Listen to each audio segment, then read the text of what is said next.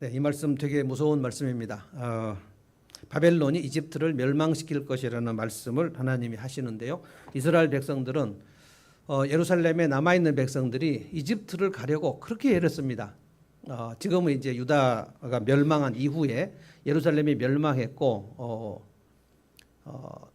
바벨론 왕이 이 바벨론 포로로 끌고 간 사람들은 쓸만한 사람들은 다 끌고 갔고 여기 이제 예루살렘에 남아 있는 사람들은 별로 쓸모가 없는 사람들, 이 성경에 보면 비천한 사람들이 남아 있었다 그랬거든요. 근데 이 비천한 사람들의 이야기가 오늘 이제 예레미야 본문입니다. 제목은 자기 기만의 신앙입니다. 자기 기만이라는 것은 자기가 자기를 속이는 것인데 마귀가 우리를 늘 속이는 일을 하죠. 마귀는 에덴 동산에서부터 아담과 하와를 속였어요. 하와를 속였습니다. 너희가 선악과를 따먹으면 하나님같이 될 것이다. 그래서 하와가 속아 넘어가서 선악과를 따먹고 그리고 아담에게도 주고 그래서 하와의 꼬임에 넘어가서 아담도 따먹고 그랬는데 마귀가 얘기한 것은 거짓말이었어요.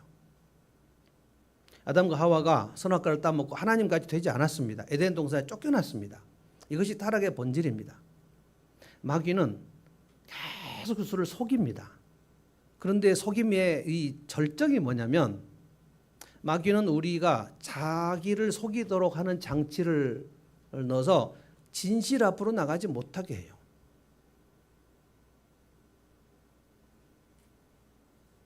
그래서 오늘 이 자기 기만에 대해서 좀 자세히 살펴보려고 하는데 이 예루살렘에 남아있는 백성들이 이제 바벨론 사람들이 완전 예루살렘을 정복하고 함락시키고 그랬지 않습니까? 그래서 바벨론 포로로 끌려가고 모두가 끌려갔죠. 왕도 끌려가고 뭐 다니엘도 끌려가고 에스겔도 끌려가고 다 끌려갔어요.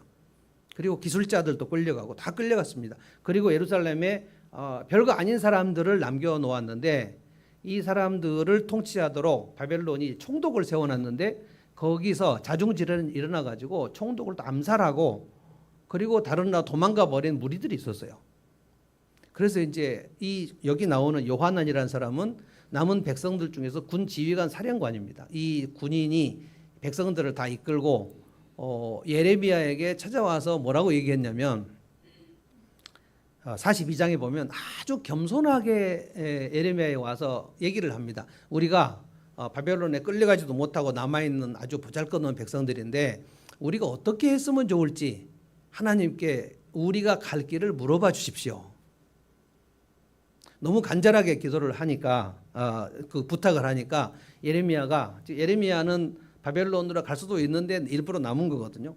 예레미야가 그럼 내가 하나님께 그 기도를 하고 하나님께서 하나님의 뜻을 알려주시면 내가 너희들에게 얘기하겠다. 그래서 예레미야가 10일간 기도를 합니다. 근데 하나님께서 예레미야에게 뭐라고 하셨냐면 예루살렘에 남아있는 백성들아 들어라. 너희가 살 길은 예루살렘 여기에 머물러 있는 것이고 너희들 중에 혹시 이집트로 도망가려고 하는 사람도 있을지 모르는데 이집트는 살 길이 아니다. 이집트는 오늘 이 말씀에 바벨론이 와서 망하게 할 것이므로 너희가 이집트에 도망가는 것은 아주 소용없는 짓이다. 이렇게 하나님의 뜻이 왔습니다. 이걸 예레미야가 백성들에게 전했어요. 그랬더니 오늘 43장 우리가 읽은 본문이 모두 예레미야를 달려들어서 뭐라고 하냐면 당신은 거짓말장이다. 당신은 거짓 선지자고 하나님께서 당신에게 이집트로 가지 말라는 말씀을 하셨을 리가 없다. 이게 자기 기만입니다. 하나님의 뜻이 내려오면 내가 순종하겠다는 거예요. 굉장히 우리가 앞으로 좀 살펴볼 텐데 아주 간곡하고 아주 간절하게 하나님의 뜻을 구해요. 그리고 하나님 뜻이 내려오니까 정면으로 거부합니다. 저는 이제 상담을 하고 심리 공부를 하는 사람인데 우리 인간이 하나님의 그 면전을 떠났기 때문에 하나님은 빛이시고 진실이지 않습니까? 그래서 우리 인간은 신자나 불신자나 모두 내가 나를 속이는 장치가 안에 들어있어요. 마귀는 속임수가 전문 영역입니다. 속임수와 이간질이 전문 영역이에요. 그래서 마귀의 속임수에 넘어가면 하나님 앞에서 진실을 발견할 수가 없습니다. 불신자들은 말할 것도 없고 불신자들은 지금 완전히 거꾸로 생각하죠. 우리가 인간이 죽으면 지옥이 어디가 있냐. 성경에서는 지옥이 있다고 하지만 그건 말도 안 되는 소리다. 그리고 천국이 어디가 있냐. 세상은 죽으면 끝이다. 이렇게 생각하는 거죠. 그렇게 확신을 하니까 하나님 안 믿는 겁니다. 근데 신자들 안에서도 지금 이 본문은 구약 백성들입니다. 하나님 백성들이에요. 그러니까 이 얘기는 불신자들 얘기가 아닙니다. 신자들 안에서 자기 기만의 신앙을 가지고 있는 경우 하나님의 뜻이 왔을 때 저 속에 있는 그 복심에서는 하나님의 뜻을 거부해요. 그래서 저는 오늘 자기 기만의 신앙에 대해서 두 가지를 말씀하겠습니다. 신자를 할지라도, 불신자는 말할 것도 없고 신자를 할지라도 자기 기만에 빠지면 그는 복음을 거부합니다. 그리고 복음을 거부하고 하나님께서 이집트로 가지 말라라고 말씀하셨는데 끝까지 이집트로 갑니다. 내려가요. 그리고 예레미야까지 끌고 내려갑니다. 이것이 저는 정말 이렇게 그 드라마로 만들어 본다면 이거는 거의 블랙 코미디 수준이라고 할 수 있을 것 같아요. 예루살렘이 다 망하고 불타고 왕이 눈이 뽑히고 쇠사슬에 끌려서 바벨론으로 포로로 사로잡아가고 그 포로로 끌려가는데 그것도 끌려가기도 자격이 없는 사람들이 남아있는 사람들이에요. 이 사람들이 우리가 어떻게 했으면 좋을지 알려달라고 얘기하고 하나님이 여기 남아있어라. 너희가 바벨론 왕을 섬기기로 남아있으면 내가 너희들을 보호하겠다. 내가 너희들을 건져주겠다. 내가 너희들을 죽지 않게 보살피겠다. 라고 하니까 아니다. 우리는 이집트로 가겠다. 정말 이해가 안 되지만 자기 기만에 빠진 신앙은 복음을 거부하는구나. 그러면 이집트로 가면 어떻게 됩니까? 우리 좀 읽어보겠지만 이집트에 가면 하나님께서 뭐라고 했냐면 거기에는 칼과 기근과 연병이 뒤따라갈 것이다. 그랬는데 이집트로 갑니다. 그래서 결국 이집트로 가서 다 망합니다. 이집트에는 평강이 없어요. 그래서 자기 기만에 빠진 사람들은 평강이 없습니다. 복음이 없고 평강이 없어요. 신자들이. 자, 어떻게 해서 복음이 없고 평강이 없는가를 말씀을 드리겠습니다. 2절을 같이 한번 읽어볼까요? 2절. 43장 2절 말씀 한번 읽어보겠습니다. 시작. 호사야의 아들 아사랴와 가레야의 아들 요하난과 고집이 센 모든 사람이 예레미야에게 말하였다. 당신은 거짓말을 하고 있어. 주 우리 하나님께서 당신에게 우리가 이집트로 가서 머무르게 해서는 안 된다는 말씀을 전하게 하셨을 리가 없소. 당신은 거짓 선지자라는 거예요. 하나님께서 이집트로 가지 말라는 말씀을 당신에게 할 리가 없다는 거예요. 하나님 그 말씀 하셨거든요. 예레미야에게. 정말 얼마나 이 하나님의 뜻을 거부하고 싶었는지 하나님의 뜻이 내려오면 그게 이스라엘이 살 길이란 말이에요. 근데 살 길을 주니까 그 살 길을 거부하는 거예요. 42장을 읽어보면 정말 이 정도로 저는 이번에 예레미야를 쭉 이제 거의 종반부로 들어가는데 말씀을 묵상하면서 우리가 하나님을 떠나서 타락했다는 것이 우리의 본성이 정말 하나님을 싫어하고 멀리하려는 본성이 있구나. 하나님 말씀대로 순종하고자 하는 그 욕구와 하나님 말씀을 떠나서 불순종하는 욕구가 요 순종하려는 욕구가 좀 진행이 되는 게 이게 기적적인 일이에요. 얼마나 하나님을 멀리하려는 욕구가 강한지. 그래서 저는 또 얘기합니다. 우리가 예수를 믿은 것이 기적 중의 기적입니다. 어떻게 예수님을 믿게 되었는지 이게 믿지 않는 사람들에게는 아주 그 넌센스로 생각이 되거든요. 왜 2000년 전에 그 로마 제국의 반역죄로 십자가에 처형당한 예수라는 사람이 죽었는데 그 죽음을 믿는 것이 왜 내가 천국 가는 것이 되냐? 믿지 않는 사람들이 이게 믿을 수가 없어요. 그래서 사도 바울이 고린도전서에서 십자가의 도가 멸망하는 자들에게는 어리석게 보인다고 그랬어요. 그 어리석게 보이는 그 십자가의 도를 여러분과 제가 이제 믿은 거 아닙니까? 어떻게 믿어졌을까요? 어떤 분은 절대로 안 믿습니다. 근데 우리는 믿었어요. 어떻게 믿어졌는가 이 말이에요. 아까도 말씀드렸지만 그 자세히 제가 설명하기는 어렵고요. 이 예루살렘에 남아 있는 백성들에게 이제 바벨론에서 완전히 정복당했으니까 우리나라가 일제의 일본 총독이 우리를 다 다스린 것처럼 식민지가 된 겁니다. 그 예루살렘에 바벨론이 총독을 임명해요. 그가 이제 이스라엘 사람인데 그다리아라는 사람을 임명해요. 그런데 이스마엘이라는 사람이 와갖고 암살을 해버립니다. 그다리아를 죽여버려요. 그리고 바벨론 군대들도 다 몰살시켜버려요. 그러면 이제 바벨론 군대가 다시 쳐들어오지 않겠습니까? 이 상황입니다. 그러니까 군사령관 요하난이 바벨론 군대가 쳐들어오면 우리는 다 죽는다는 거예요. 근데 하나님께서 아니다. 내가 바벨론의 왕의 마음을 너희들에게 불쌍히 여기는 마음을 줄 것이니까 이집트로 가려고 하지 말고 그냥 여기 머물러라는 거예요. 그러니까 요하난은 지금 굉장히 두렵습니다. 이 백성들이 여기 예루살렘에 머물러 있으면 다 죽을 텐데 예레미야가 여기에 머무르라고 하는 것이 이게 믿어지지가 않는 거예요. 너무 불안하니까. 이집트에 가고 싶은데. 그러니까 예레미야에게 네가 거기 선지자라고 얘기해 버린 거예요. 예레미야가 이 얘기를 듣기 전까지는 이 요하난 총사령관이 조금이라도 진정성이 있을 거라는 생각을 했어요. 그러니까 내가 하나님께 기도해서 알려주겠다고 얘기한 거잖아요. 사실 예레미야는 42년간 선지자 사역을 했는데 예루살렘이 멸망하기 전까지 예레미야의 말을 들어주는 사람이 없었습니다. 여러분 쭉 읽어보시면 이 예레미야가 살던 그 시기에 여호야김이 있었죠. 시드기야가 있었죠. 이게 요시야의 아들들인데 아주 천하에 폐역한 왕들입니다.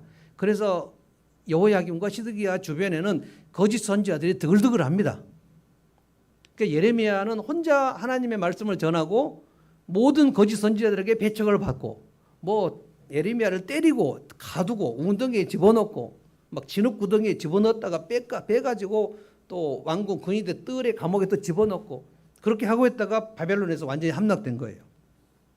그래서 이 남은 백성들이 요한안과 남은 백성들이 우리가 살 길이 어디 있는가를 물어보니까 그래 이제는 좀 하나님의 뜻을 순종하려나 보다.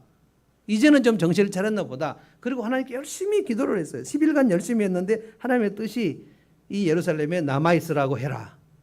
예루살렘에 남아있으면 내가 너희를 보호하겠다는 거예요. 6절 말씀 42장 6절 말씀을 읽어보면 한번 가볼까요? 자기 성경을 한번 보십시오. 42장 6절이 정말 이 예레미야에게 온 백성들이 뭐라고까지 얘기했는가. 제가 한번 읽어보겠습니다. 42장 6절 우리가 예언자님을 주 우리 하나님께 보내는 것은 그분의 응답이 좋든지 나쁘든지 간에 우리가 그 말씀에 순종하려 하기 때문입니다. 그리고 마지막에 뭐라 그래요? 주 우리 하나님 말씀에 순종하면 우리가 복을 받을 것입니다. 순종하겠다는 거예요. 어떻게 하나님 말씀이 오든지 간에 그 말씀이 좋든지 싫든지 순종하겠다는 거예요. 그리고 순종하면 우리가 복을 받을 것이라고 믿습니다. 이렇게 고백하니까 예레미야가 어떻게 이걸 안 믿을 수가 있어요.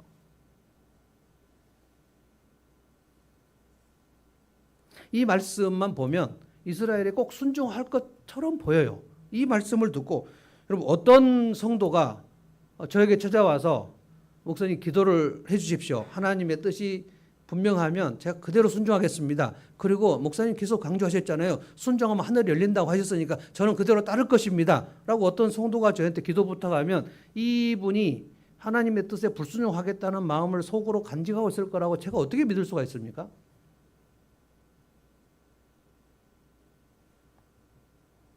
근데 문제는 뭔가 하면 자기 기만에 빠진 지금 우리 읽은 이 은혜로운 말씀은 다 거짓말입니다.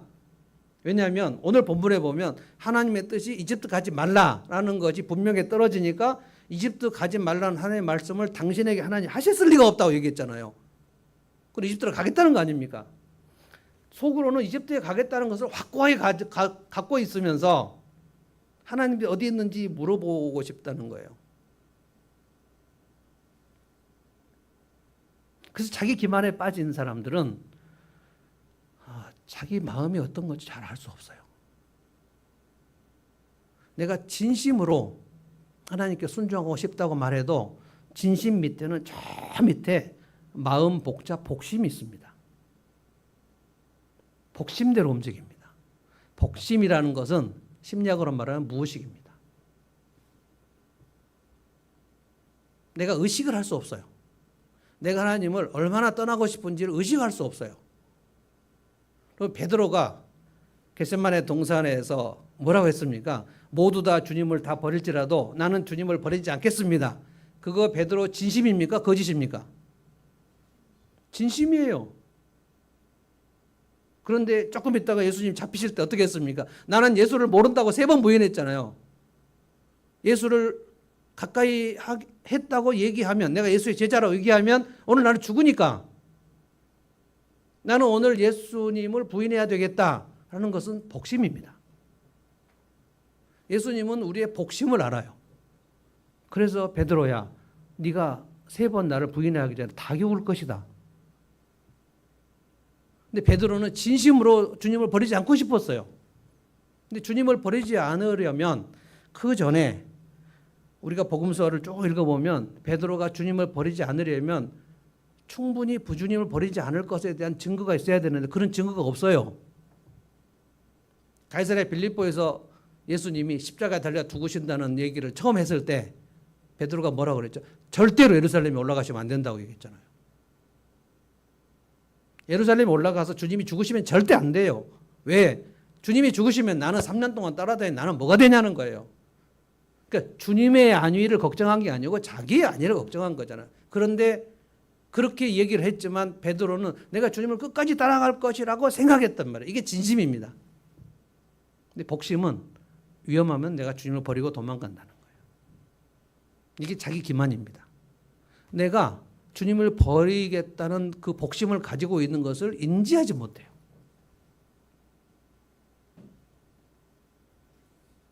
그래서 여러분 그 영화 넷플릭스에 치면 바로 나옵니다.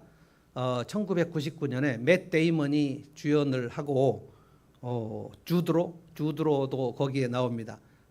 리플리 증후군이라는 그 주제를 다룬 영화예요.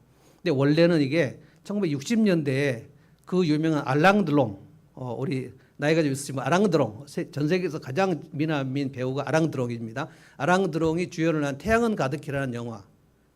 50년대에 그 미스터 리플리라는 그 소설을 60년대에 알랑 드롱이 주연을 했는데 그 영화를 1999년에 또 이제 리메이크를 해가지고 맷 데이먼이 나옵니다.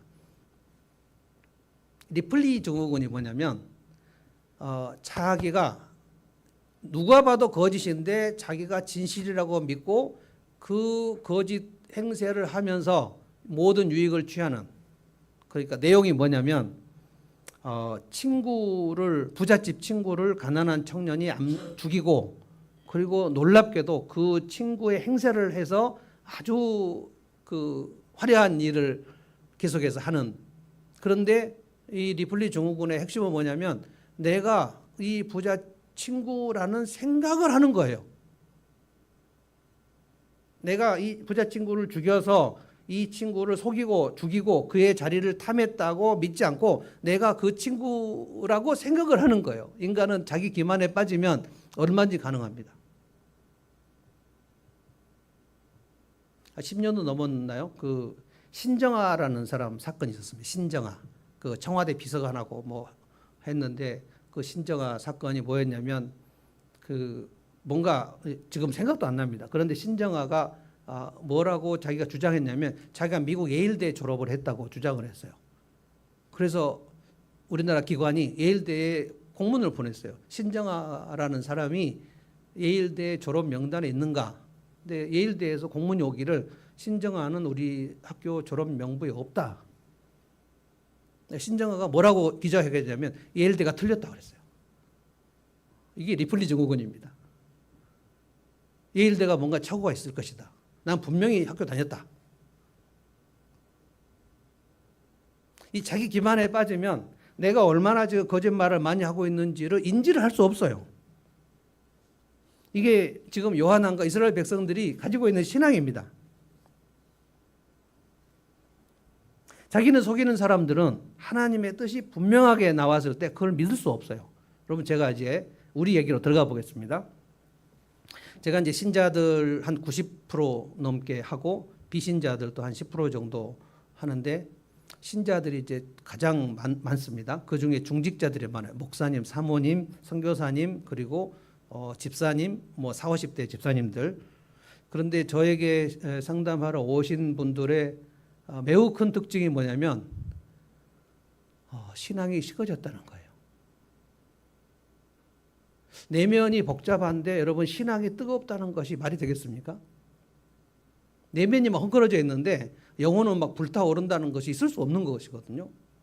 그래서 제가 이렇게 가끔 이제 심리 상담을 한참 하다가 보면 그분하고 저하고 이제 그 레포가 형성이 돼요. 그 신뢰가 형성이 되면 그때 제가 상담 초기에는 절대 신앙적인 얘기는 안 하지만 상담이 이제 한 1년쯤 진행되면 신앙 얘기도 합니다. 하나님이 당신을 사랑하신다는 것이 믿어지냐? 예전에 믿어졌다는 거예요. 근데 지금 현재 선교사님, 현재 집사님 지금 어떠냐? 막 겸연쩍게 웃으면서 잘 안 믿어진다는 거예요. 지금 많이 식었다는 거예요. 그러니까 우울증에 빠지신 분들은 우울증은 뭐냐면 자기의 존재감이 얼마나 하찮은가, 내 존재가 얼마나 보잘것없는가를 매일매일 생각하고 묵상하는 증상입니다. 그래서 우울증을 그대로 놔두면 자기 목숨을 끊습니다. 내 존재가 마치 쓸모가 없는 쓰레기와 같은 존재라는 생각이 매일매일 들어요. 그래서 쓰레기를 우리가 꼭 버려야 되는 쓰레기를 안 버리면 좀 찝찝하지 않습니까? 이거 꼭 오늘은 버려야 되는데, 그래서 쓰레기를 버리는 날 그 마음속에 이 쓰레기를 버릴 것에 대한 갈등이 하나도 없지 않습니까? 그래서 우울증의 끝으로 가면 자기 목숨을 버릴 때 그날 아무 갈등 없이 아파트에서나 한강에서나 난간에서 뛰어내릴 때 아무 갈등이 없어요. 내가 얼마나 하찮은 존재인가를 끊임없이 묵상하는 거예요. 자, 근데 그 사람이 신자인 경우에, 신자는 또 우울증에 걸리면 여지 없습니다. 신자인 경우에 복음은 뭡니까? 하나님이 당신을 얼마나 사랑하시는지, 오늘도 제가 사도신경 때 말씀드렸잖아요. 하나님이 우리를 사랑하신 증거가 독생자 예수 그리스도를 나를 위하여 아낌없이 십자가에서 죽이시고 나를 살리시고, 그러면 나의 존재의 가치가 예수님을 죽이시고 나를 살리셨다면, 우리가 사과 하나 살려면 사과를 한 알에 3,000원 한다면 3,000원 주고 사과 하나를 살 때 3,000원의 가치와 사과 한 알의 가치가 똑같지 않습니까? 하나님이 나를 사랑하셔서 예수 그리스도를 죽이시고 나를 건지셨다면 나의 존재 가치는 독생자의 가치예요. 그 정도로 소중하다고요. 근데 자기 기만에 빠지면 이 복음이 믿어지지가 않는단 말이에요. 내가 얼마나 하찮은 존재인가, 하나님이 나를 얼마나 가혹하게 차별하셨는가, 나를 얼마나 홀대하셨는가를 생각하게 된단 말이에요.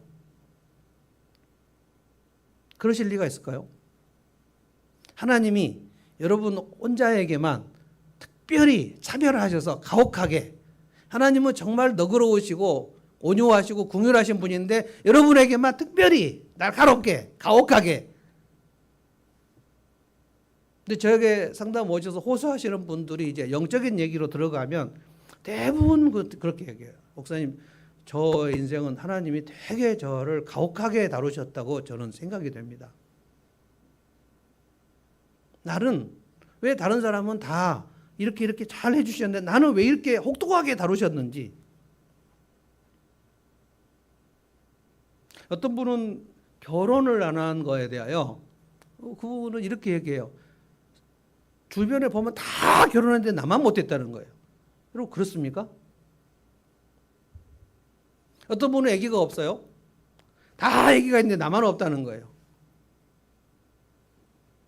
또 어떤 분은 공부를 많이 못했어요. 주변에 보면 다 대학 나왔는데 나만 공부를 못했다는 거예요. 어떤 분은 사업이 어려워요. 나 열심히 순종하고 그랬는데 하나님이 내 사업만 안 되게 하셨다는 거예요. 왜 그럴까요?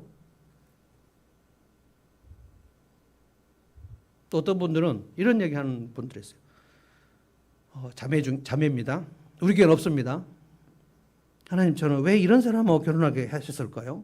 왜 하나님 이렇게 난 평생 이 사람하고 살아야 되나요? 왜 이 사람을 만나게 하셨을까요?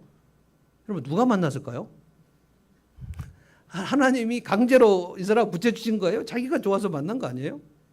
근데 하나님 너무하시다는 거예요. 왜 이 사람을 만나갖고 나는 어떻게 하냐는 거예요, 평생 동안. 그럼 제가 어떻게 해요?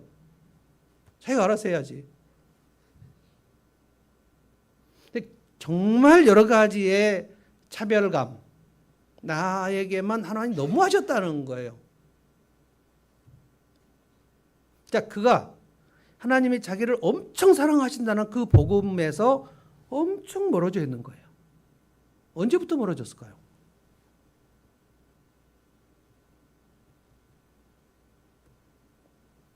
이 요한왕과 백성들을 보면 이분들은 다 100% 신자들입니다. 구약 백성들은 다 하나님 백성들이에요. 하나님의 백성들이 하나님이 이사야 에레미야를 통해서 뭐라고 하셨냐면 내가 너희들을 보니까 예루살렘을 보니까 너희들은 마치 소돔과 고모라하고 다를 것이 하나도 없다. 소돔성에 의인 10사람만 있으면 하나님이 아브라함에게 멸하지 않겠다고 했는데 의인 10사람이 없었잖아요. 에레미야를 보면 에레미야야 예루살렘을 돌아다니면서 의인이 한 명이라도 있는가 찾아봐라. 10명이 아니에요. 물론 저는 하나님이 좀 과장법을 썼다고 생각합니다. 여기 보면 예레미야도 있고 그때 멸망 전에 다니엘도 있었고 에스겔도 있었고 여기 나오는 서기관 바룩도 있었고 10명은 넘어요. 근데 하나님 예레미야에게 한 명도 없다고. 우리가 반찬 투정할 때 먹을 게 하나도 없다고 얘기하잖아요. 먹을 게 지금 멸치도 있고 김치도 있고 뭐 다 있는데 하나도 없네. 저는 계란이 없으면 아무것도 없다고 생각해요. 계란에 상처를 받아가지고. 최근에 제가 상담을 했는데 제가 늘 그 새어머니한테 계란 후라이 못 먹은 상처를 제가 그 내담자들에게 얘기하는데 놀라운 일이 일어났어요. 계란 2상자를 쿠팡으로 저한테 보내주셨어요. 상담하다가 계란을 선물 받은 적은 처음입니다. 그래서 너무 재밌고 감사해가지고 계란 잘 먹었습니다. 그랬더니 어제 그 스타벅스 커피를 또 보내주셨어요. 저희 상담자가 되게 불쌍하게 생각됐나 봐요. 반찬이 내가 먹을 것이 없으면 하나도 없다고 얘기하는 것처럼 하나님이 너무 속상하셔가지고 예루살렘 거리에 나를 경외하는 사람 한 명도 찾을 수가 없다고 얘기하셨다고요. 그 정도로 신자들이 전체가 그냥 통으로 다 썩어버렸어요. 그럼 이들은 언제부터 자기 기만에 빠졌을까요? 언제부터 하나님이 나를 사랑하신다는 그 복음이 언제부터 사라졌냐고요. 여러분, 복음은 하나님이 너를 사랑하신다는 그 핵심입니다. 사랑하신 증거로 예수님을 보내셔서 십자가와 부활로 네 죄를 없애하셨다. 이게 핵심이 하나님의 사랑이 핵심입니다. 그래서 하나님 나를 사랑하실 때 하나님께서 나를 사랑하시면 여러분이 사랑하는 물건을 대할 때 그리고 사랑하는 사람을 대할 때 그 핵심은 뭐냐면 대단히 소중하거든요. 대단히 소중하단 말이에요. 하나님 우리를 대단히 소중하게 여기십니다. 그런데 우리가 왜 내가 하찮은 존재인 것이 자꾸만 확신이 드는가? 우리 어렸을 적에 내가 태어났는데 네가 얼마나 소중한 존재인가 하는 것을 나를 양육하는 사람들에게 듣지 못하는 경우가 많아요. 여러분, 그래서 아이에게 제일 위험한 것이 산모 우울증입니다. 산모 우울증에 안 걸리는 엄마들이 거의 없어서 아이들은 거의 산모 우울증에 걸린 엄마의 얼굴을 보면 아이들은 태어나서 곧바로 재난 상태에 들어갑니다. 온 세상이 깜깜한 거예요. 아이는 엄마하고 자기를 분리를 시킬 수 없습니다. 엄마 얼굴이 나예요. 그러니까 엄마 얼굴이 어두우면 그 아이는 온 세상이 어두운 거예요. 그럼 재난 상태에 들어가는 겁니다. 태어나서 얼마 안 돼서 재난 상태에 들어가 버려요. 전쟁이 나거나 지진이 난 상태로 들어가 버린다고요. 근데 엄마가 그거를 몰라요. 때로는 엄마가 방치도 하고, 저에게 오신 분들은 어렸을 적에 엄마가 너무 바빠가지고 이제 뭐 아버지가 돌아가시고 엄마가 혼자 키우는 경우에 엄마가 일하러 나갈 때 애를 문을 잠궈놓고 나가버리는 경우가 많아요. 돌아다니면 안 되니까 데려갈 수도 없고 돌아다니면 안 되니까 문을 잠가버려요. 그럼 자다가 일어나서 문이 갇혀진 상태에서 애가 막 울어요. 이걸 어렸을 때 내내 그러는 사람들이 있어요. 그러면 바로 그 아이는 재난 상태에 들어갑니다. 버려지는 거예요. 그러면 이 아이가 엄마가 바빠가지고 일하러 나가서 돈 벌려고 하니까 나를 이렇게 했다 이런 생각이 듭니까? 아무 생각이 없어요. 나는 엄마한테 버려지는 거예요. 얼마나 내가 하찮으면 엄마에게 버려졌을까? 이 사람이 예수를 믿으면 하나님이 나를 진짜 소중히 여기신다는 것이 바로 믿어질까요? 내 엄마가 나를 버렸다고 느껴지는데 하나님이 나를, 이게 진짜 어렵습니다. 끊임없이 하나님 너를 버리실 거야. 복음은 뭐죠? 하나님 너를 소중히 여기셔. 굿뉴스. 그런데 마귀가 그 아이의 내면에 무슨 뉴스를, 배드 뉴스를 뭘 줄까요? 하나님이 너를 사랑하지 않을 거야. 하나님은 너를 가혹하게, 그리고 하나님은 너를 문 잠가놓고 나가버린 엄마처럼. 네 엄마가 너를 그렇게 했는데 하나님이 너를 그렇게 하시겠어? 너를 그렇게 존귀하게 대하시겠어? 이게 안 믿어지는 거예요.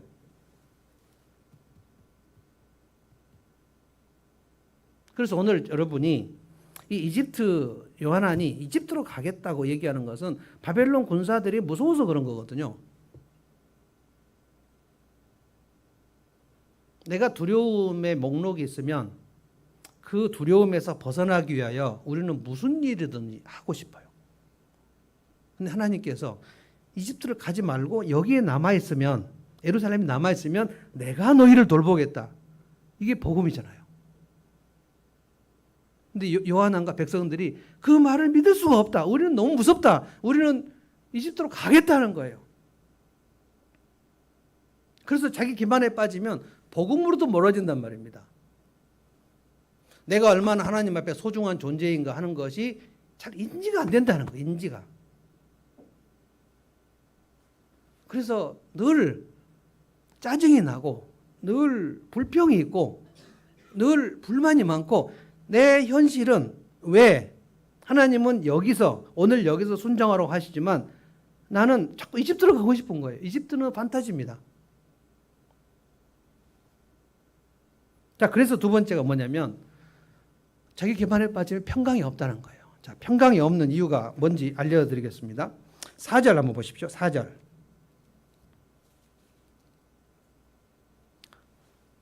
다 같이 한번 읽겠습니다. 4절 시작. 43장 4절입니다. 아까 42장 읽었죠. 4절 다 같이 읽겠습니다. 시작. 가레야의 아들 요하난과 모든 군 지휘관과 온 백성은 유다 땅에 머물러 살라는 주님의 말씀을 듣지 않았다. 순종하지 않았습니다. 이 땅에 머물 수가 없어요. 왜요? 두려워요. 바벨론 군대가 오면 반드시 우리를 죽일 것이다. 왜? 바벨론 총독을 자기들이 죽인 건 아니지만 암살범이 죽여버렸잖아요. 그리고 도망가 버렸어요. 그러니까 남아있는 백성들은 바벨론이 오면 우리는 다 죽는다. 근데 하나님의 말씀은 너희가 예루살렘에 머물러 있으면 바벨론 왕이 너희들을 몰살시키지 않도록 내가 보호하겠다.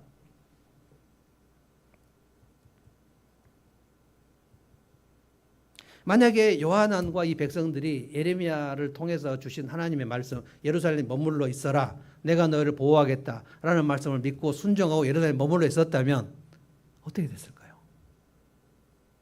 정말 이 순종한다는 것이 그래서 가슴이 떨리는 일입니다. 어떻게 될 것인가? 내가 순종하면 어떻게 될 것인가?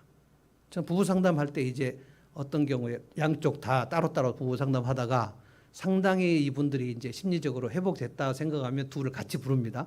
같이 불러서 서로 사과하게 해요. 좀 상태가 좀 더 괜찮은 사람은 바로 사과를 하는데 상태가 심하신 분들은 사과를 하지 않아요. 사과를 하면 다시 싸울 수 없을 것이다. 여러분 그렇지 않습니까? 부부싸움 해보셨어요? 사과를 하면 일단 불리합니다. 다음에 싸울 때 당신 그거 사과했잖아 이렇게 얘기하면 되게 불리하기 때문에 사과를 하면 너는 불리할 것이다. 이거 복음일까요? 마귀가 주는 것일까요? 하나님이 주시는 말씀? 마귀가 주는 말씀. 사과하지 마. 사과하지 않는 것은 화해를 하지 않는 것을 말합니다. 그건 불화 상태에 머무르라는 거예요. 이걸 설마 하나님께서 너희들은 불화 상태에 머물러라고 말씀하실까요? 그런데 진짜 사과하기 싫거든요. 그래서 이 사과를 하면 나는 불리할 것이다 라는 생각이 있는 사람은 절대 사과를 못합니다. 그래서 놀라운 일이 발생해요. 두 사람이 이제 불화가 갈등이 있다가 둘이 제 방에 와갖고 사과를 하는데 한쪽은 사과를 해요. 근데 한쪽은 놀라운 표정으로 그 사과를 받아요. 받아주겠다는 거예요. 제가 볼 때 이분 굉장히 문제가 많은데. 그래서 순종을 하면 평강이 있지만 그 평강에 있을 거라는 그 믿음을 가지려면 굉장히 복잡합니다. 그래서 이 요한왕과 이 백성들이 이집트를 가지 말라는 말씀을 정면으로 어겨요. 하나님께서 이집트를 가면 어떻게 된다고 말씀했는지 42장 17절로 가서 보겠습니다. 사실은 42장 전체를 다 읽어야지 이제 문맥이 맞는데 42장 17절 한번 보시면 놀랍습니다. 이집트 가면 어떻게 되느냐. 42장 17절. 네, 찾으셨습니까? 마침내 거기서부터 다 같이 한번 읽어보겠습니다. 시작. 마침내 이집트 땅에서 머물려고 그곳에 내려가기로 작정한 모든 사람은 거기에서 전쟁과 기근과 연병으로 죽을 것이다. 내가 그들에게 내리는 재앙에서 아무도 벗어나거나 빠져나가지 못할 것이다. 하나님 말씀입니다. 이집트 가면 세 가지 재앙이 있을 거라는 거예요. 전쟁과 기근과 연병으로 죽을 것이다. 하나님께서 또 다른 본문에는 뭐라고 했냐면 칼이 너희들을 따라갈 것이다 그랬어요. 그래서 아무도 이 재앙에서 벗어나지 못한다. 그러니까 이집트에 가면 평강이 없다는 거예요. 근데 요한왕과 백성들이 무슨 생각하냐면 이집트로 가야만 평강이 있다고 생각되는 거예요. 예루살렘에 머물면 우리는 바벨론에 다 죽고 이집트로 가면 우리는 살 것이다. 뭐라고 되겠냐면 이집트 가면 우리가 배부르게 먹을 수 있을 것이고 전쟁이 없을 것이고 그리고 군사들의 나팔소리도 없을 것이다 라고 생각해요. 여기서 본문에 나옵니다. 하나님 말씀이 정면 충돌합니다. 너희가 이집트로 가면 전쟁과 기근과 칼과 연병이 있을 것이다. 가지 말라는 거예요. 이집트에는 평강이 없다는 거예요. 그런데 오늘 43장 6절 7절은 제가 읽어보겠습니다. 이집트 땅으로 들어갔다. 예레미야까지 데리고 들어갔다. 남자 여자 뭐 공주들 다 데리고 예레미야 선지자까지 끌고 이집트로 갔다. 이집트로 가면 평강이 있어요 없어요? 평강이 없어요. 그런데 이집트로 가면 평강이 있을 것이다. 이거는 마귀가 주는 겁니다. 내가 순종하지 않으면 나는 잘 될 것이다. 내가 순종하면 잘 안 될 것이다. 초신자들이 이제 식당이나 가게를 운영하다가 주일 성수를 하려면 손이 벌벌 떨립니다. 예를 들면 짜장면 가게를 할 때 여러분 짜장면을 가족들이 외식을 하러 올 때 무슨 요일에 올까요? 토요일이나 일요일에 오겠죠. 그래서 이 중국집을 하는 사람이 예수를 믿을 때 가장 그 손이 바들바들 떨리는 것은 일요일에 장사를 해야지 두 배를 벌 수 있는데 그런데 예배를 가고 문을 닫는다? 난 그러면 장사 망하는데? 근데 하나님께서 이스라엘 백성들에게 뭐라고 했죠? 안식일에 만나를 거두러 가는 사람은 죽는다 그랬어요. 그래서 제7일에 만나를 거두러 가면 광야에 만나가 내립니까? 안 내립니까? 안 내려요. 제6일째 더블로 내려주겠다고 했고 제7일에 가면 아무것도 없다고 그랬어요. 그런데 제7일에 안식일에 만나를 거두러 간 사람 기록이 나옵니까? 안 나옵니까? 나옵니다. 믿을 수 없어요. 내가 안식일에 어떻게 만나를 거두러 안 갈 수가 있어? 그러면 우리 식구는 뭐 먹여? 그러면 내가 하나님께서 내 6일째에 너희들이 7일째 안 가도 되도록 주겠다는 말씀, 이 말씀을 안 믿는 거잖아요. 초신자들은 이게 믿음이 없으니까 내가 짜장면집 문 닫고 주일날 예배 가면 나는 죽는다. 난 저 자식들을 못 먹인다. 이게 손이 벌벌 떨립니다. 그런데 신자들 중에 주일날 문 닫아가지고 망한 가게가 한 가게도 없어요. 그래서 자기 기만에 빠지는 것은 평강이 없습니다. 요한안이 얼마나 확신이 있었는지 이집트로 가면 전쟁이 없을 것이다. 사람들에게 설득합니다. 그러니까 이 백성들을 놔두고 예레미야하고 총사령과 요한안이 정반대의 메시지를 던지는 거예요. 예레미야는 이집트로 가면 너희들은 전쟁과 기근과 연병에 다 죽는다. 그러니까 요한안이 아니다. 저 예레미야 선지자는 거짓 선지자다. 우리가 이집트로 가면 전쟁도 없고 나팔소리도 없고 우리 배불리 먹을 수 있을 것이다. 저는 요한안이 제가 심리상담가로서 이 예루살렘이 멸망할 때 그때 이거 지금 얼마 전에 예루살렘 멸망하고 함락될 때 성이 불타고 왕이 눈 뽑히고 쇠사슬에 끌려가고 할 때 이 사람이 군사령관이었거든요. 어디 도망갔다가 왔는데 이 전쟁 트라우마에서 벗어나지 못했다고 봅니다. 트라우마. 다시 바벨론이 쳐들어오면 우리는 그때 시드기야가 눈 뽑히고 결박당한 것처럼 우리는 다 죽는다라고 생각하는 거예요. 근데 하나님은 너희가 예루살렘에 머물러 있으면 죽지 않는다. 여러분 순종하는 게 이게 장난이 아닙니다. 그래서 어렸을 적에 어떤 큰 상처가 있는 사람들은 그 상처와 오늘을 자꾸 연결시켜요. 그래서 아주 어려운 게 뭐냐면 어렸을 적 가정에서 부모님의 불화가 심한 가정, 막 폭력이 있었고 막 의자가 날아다니고 텔레비가 부서지고 그런 사람들은 결혼해서 부부싸움이 딱 시작이 되려고 할 때 엄청난 공포에 시달립니다. 저쪽 사람이 그러니까 뭐 남편이나 아내나 다 마찬가지예요. 그 어렸을 적에 그 가정 불화 폭력에 시달리신 분들은 그게 저쪽 사람이 좀 눈을 크게 뜨거나 좀 소리를 지르려고 하면 그때 어린 시절에 그 무서웠던 것이 다 바로 소환돼 버려요.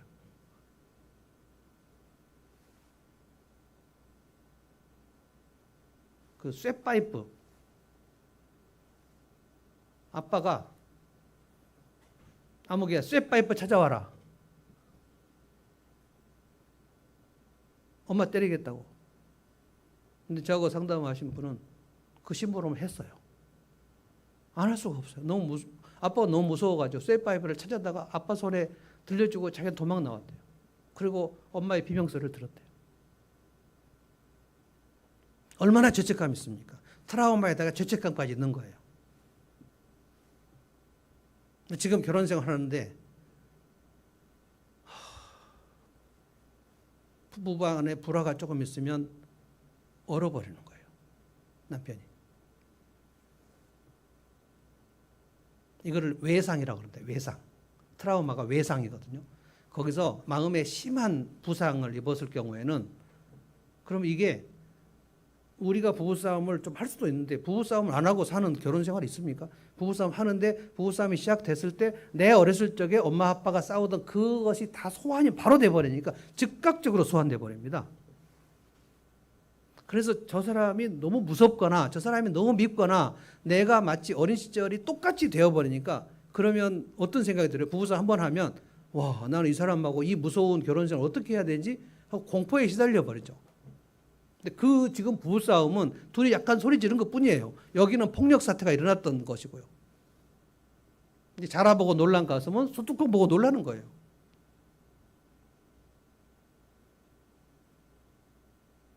자라보고 놀랬던 그 어린 시절에 자라하고 소뚜껑은 비슷하게 생기지 않았습니까?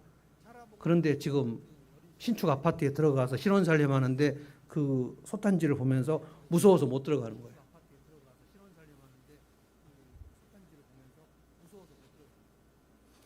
자, 7절 읽어보겠습니다. 7절 보니까 이집트 땅으로 들어갔다. 이처럼 그들은 주님께 순종하지 않았다. 그들이 다바네스에 이르렀을 때, 여기 다바네스가 이집트 땅입니다. 그때 하나님께서 예레미야에게 뭐라고 하셨냐면 네가 다바네스 바로 왕 궁전에 광장을 파고 돌을 묻어라. 이제 내가 바벨론 왕 느부갓네살을 이집트로 데려오겠다. 그래서 이집트를 초토화시키는데 그 돌 묻은 거기다가 바벨론 왕이 거기에 보좌를 세우고 그리고 차이를 치고 그 왕들이 하는 그 뭐 양상 같은 거 그 차이를 치겠다. 11절 그가 와서 이집트 땅을 치면 연병에 걸리는 사람 연병에 걸리고 포로로 끌려갈 사람은 포로로 끌려가고 칼에 맞아 죽을 자는 칼에 맞아 죽을 것이다. 아무도 예배가 없을 것이다. 여러분 이렇게 해서 44장, 45장에 예루살렘에 남아있는 백성들이 이집트 땅에 가서 다 죽습니다. 자기 기만에 빠지니까 평강이 없는 곳이 꼭 평강에 있을 것 같이 생각이 되는 거예요.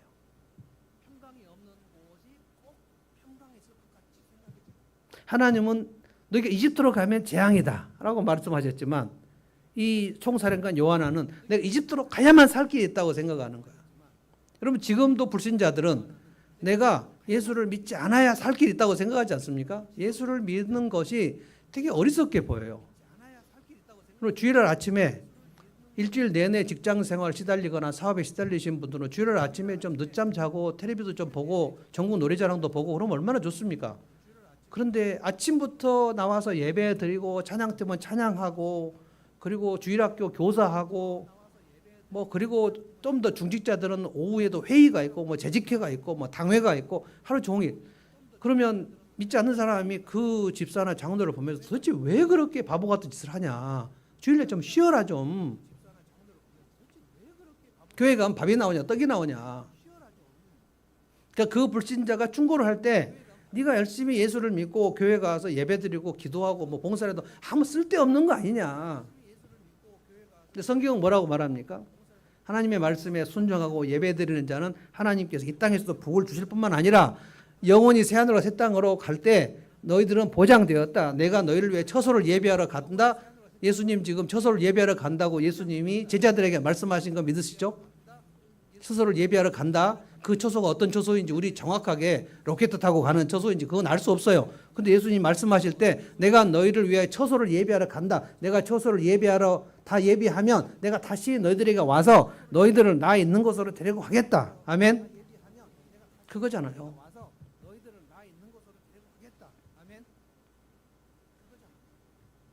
이집트 간 백성들은 44장 읽어보시면 내가 그들을 다 멸종시키겠다 그랬어요. 멸종이라는 단어를 2번 씁니다. 한 명도 살아남지 못하게 하겠다는 거예요. 이미 하나님은 불순종한 이스라엘 백성들을 예루살렘을 멸망시키겠다고 예레미야를 통해서 그렇게 많이 얘기하셨는데 끝까지 회개하지 않았잖아요. 그리고 바벨론 포로로 끌려간 사람들 다 눈으로 보고 남아있는 비천한 백성들이 끝까지 순종하지 않고 이집트로 가지 말라는 말씀을 불순종하고 이집트로 갔지 않습니까? 그런데 하나님께서 예레미야에게 그들은 다 멸종시키겠다고 하셨어요. 오늘 우리가 이 말씀을 생각을 하면서 내 신앙의 실체를 한번 돌아봐야 된다는 거예요. 나는 정말 복음이 가까운가? 나는 하나님이 나를 사랑하신다는 것이 왕년에 10년 전에 그렇게 뜨거웠던 게 아니고 지금 나는 하나님이 나를 사랑하신다는 것이 새록새록 느껴지는가? 나에게는 내가 하나님 말씀에 순종했을 때 오는 그 평강이 있는가? 자기 기만에 빠진 지 오래되셨으면 복음이 가물가물합니다. 하나님 사랑하신다. 배 목사는 맨날 저 설교를 하지만 나는 하나님이 나를 사랑하신다고 생각이 들지 않아. 나를 그렇게 소중히 여기신다는 생각이 들지 않아. 지금 내가 복음이 생생하면 나는 진실 속으로 점점 오는 거고요. 내가 지금 복음이 정말 희미하고 하나님이 나를 사랑하신다는 사실이 가물가물하면 어쩌면 내가 이미 자기 기만에 빠졌는지 몰라요. 얼마나 나를 사랑하신다고요? 독생자를 아낌없이 내어주신 정도로. 그래서 우리는 날마다 날 사랑하심, 날 사랑하심, 날 사랑하심. 어디에 써졌어요? 성경에 써있네. 이 성경 말씀이 나를 하나님 얼마나 사랑하신다는 사실을 확증하고 확증할 때 그렇구나. 나를 사랑하시는구나. 그런데 나는 왜 안 믿어지지? 내가 혹시 마귀에 속은 거 아닌가? 그래서 나 자기 기만에 빠진 거 아닌가? 그래서 다시 복음을 향하여 전심으로 달려가 봐야 돼. 그래 나를 사랑하신 것이 맞나? 성경에 나오는 하나님이 이스라엘 백성을 사랑하신 그것이 맞나? 읽어보면 하나님이 이스라엘 백성을 진짜 사랑하셨어요. 정말 오래 기다리셨어요. 내가 너희를 사랑한다. 내게 돌아오라. 호세아를 읽어보면 이스라엘아 너희들은 내게 창녀 같다. 왜 그렇게 다른 남자 품에 안겨서 그렇게 돌아다니냐. 남편이 나에게로 돌아오라. 안 들어왔어요. 지금 하나님께서 오늘 우리에게 뭐라고 말씀하냐면 내가 너를 사랑한다. 너는 내게 엄청 소중하다. 이것이 믿어지면 내가 자기 기만에 빠져 있지 않는 거고 이것이 잘 안 믿어지고 가물가물하면 내가 복음으로부터 많이 지금 멀어져 있던 거예요. 복음으로 멀어졌는데 평강은 가까울 수 있습니까? 그러면 평강이 멀어져 있는 거예요. 자기 기만에 빠지면 복음으로 멀어지고 평강으로 멀어집니다. 그러면 내 삶이 되게 불안하고 내 현실이 되게 불행하게 느껴지는 거예요. 그 하나님은 나에게 되게 가혹하셨다. 성경에 보면 그럴 리가 없어요. 저는 다시 여러분들에게 강조합니다. 하나님은 여러분을 사랑하십니다. 아멘. 여러분은 굉장히 소중한 존재가 맞습니다. 그것을 늘 생각하셔야 돼요. 이것이 내 내면에 활발하면 그게 우울증에서 벗어나는 지름길입니다. 내가 얼마나 하찮은 존재인가를 매일매일 묵상하는 그 증상이 우울증이거든요. 그래서 자기를 쓰레기처럼 버리려고 하는 거예요. 대한민국에서 지금 하루에 30명 이상씩 계속 우울증으로 자살합니다. 자살은 우울증이 아닌 자살이 없습니다. 돈이 없어 자살하는 게 아닙니다. 실직해서 자살하는 게 아니에요. 그 사람이 자기가 얼마나 쓸모없는지 자기를 쓰레기처럼 여겨서 자기를 버리는 게 자살이에요.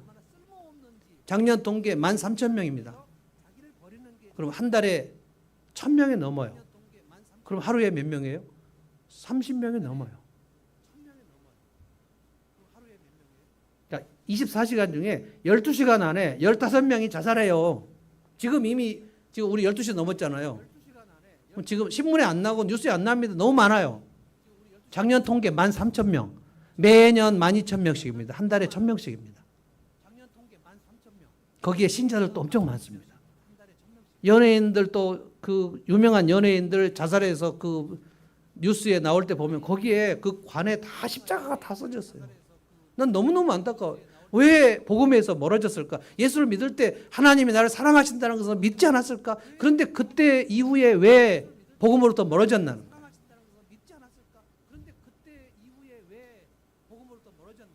오늘 이 말씀을 묵상하면서 내가 얼마나 하나님의 사랑받는 존재인가를 다시 여러분이 꼭 확인하시기 바랍니다.